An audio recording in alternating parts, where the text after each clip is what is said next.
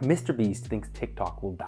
So I think TikTok's which seems so far out of the picture with the current state of TikTok. The platform is still growing at such a fast pace. Companies are flocking there to make short-term content. Trends around the internet are starting there. Competitors like Reels and Shorts are mostly just TikToks reposted onto the platform with the little made with TikTok watermark still left on there. But as we know, massive platforms within the same social media space have withered and died even after reaching massive user bases and expecting to remain on top of the world forever. So I've taken some time researching how massive platforms watch their influence wither and die, and I'm surprised to say that I think he just might be right.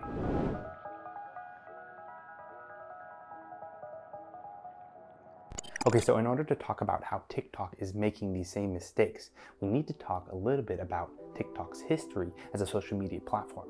TikTok actually didn't even start out as a social media app at all. The core features started out as a news app, 𝐤𝐻𝐻, meaning headlines. The idea behind 𝐤𝐻𝐻 was to pick news stories for you. Rather than showing you every popular news article and letting you decide which one you want to read, 𝐤𝐻𝐻 used an algorithm based on AI to watch how you interacted with those other articles. It watched every interaction on the app, how long you spent on articles and topics, which articles you physically liked, which writers you kept coming back to, and then it would recommend tailored articles just for you. Soon the app would understand you more than you probably do yourself. For this reason, the app became very popular. People didn't need to think about what articles they wanted to choose. They just flipped through and articles would be chosen specifically for them. But of course, 𝐤𝐻𝐻's parent company ByteDance didn't stop there. They went on to test the same concept with video instead of news. And this is when we get to the first step in the downfall of platforms, which is bending over backwards to get creators. ByteDance had the addictive algorithm in place that would help it acquire users, but obviously it needed loads of creators in order to keep those users. So ByteDance did a number of things. It made it crazy easy to post content, placing all the editing tools you need within the app.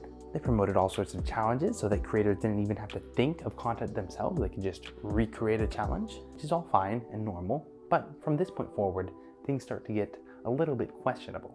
I mean, just recently we've learned about an internal heating tool in which TikTok will take a creator's content and momentarily share it across the app. They heat up that video.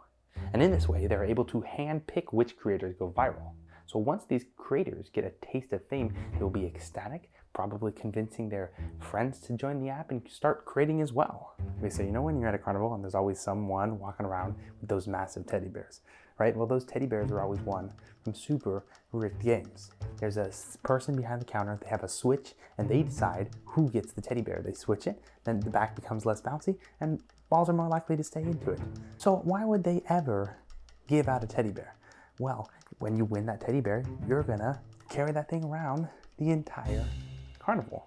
Other people are gonna see this teddy bear, and then they're gonna think, how do I get that? And they might even ask you, where did you get that teddy bear? I'm gonna try and win one for my girlfriend. And so the point is that TikTok is giving out teddy bears in the form of viral videos. But most of the time, they will all be chasing a dream that will never materialize again. And this is because TikTok would rather promote two other things. Other creators that they want to hook onto their drug of temporary fame, and professional, usually conventionally attractive creators that they want to use to make TikTok look good. But the point is that it has this malicious process in which it hooks people into the app, teases them with a little bit of fame, but then it never gives these people more because it's actually promoting the hot people and the other new creators that have to be introduced to the fame drug as well. This has worked incredibly well for them. You have creators flocking to the platform. So now we can talk about the biggest issue, the same issue that Mr. Beast is worried about. And that all has to come down to money and advertising. Because the second step to the downfall of these platforms is the bending over backwards to acquire businesses.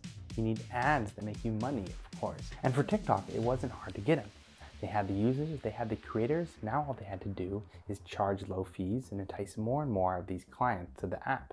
Then they could use this heating tool on businesses, on these clients. They could promote a few pieces of content from the brands, convincing them that with TikTok, they could get millions of eyes on their product for cheaper than all of the other platforms. And at first, it would be cheaper, it would work out well for these people. But once they've locked them in, once they've built a reliance on the platform, it will start to increase the rates for these businesses. They'll start making it more and more in the favor of the shareholders of TikTok rather than the creators, rather than the businesses that are advertising on the platform. So this is precisely why Mr. Beast thinks that the platform will eventually fail. When you give in to the temptation of starving your creators, your business partners, in order to edge out a little more profit for yourself, well, you sabotage your own platform. And that gives the opportunity to any other competitor to step in and swoop out creators from under you. Take YouTube Shorts, for example. Right now they are working on building the same money distribution model as regular YouTube, but on YouTube Shorts. Meaning going viral with a short rather than a TikTok will earn you much, much more money. I'm telling you, it hasn't clicked in your head yet, but Charlie, Addison, all these people, if they can just literally do what they're doing, but over on YouTube and make a bag off of shorts, and then on top of that, that boosts their long form, which makes even more money, you're gonna be crazy to be a TikTok first content creator. If TikTok continues to build their business model in this direction, they'll become reliant on the amount of money that they're currently bringing in. And it's unlikely that they'll all of a sudden make a major change in the distribution of money that they're giving out to their creators, to their business clients.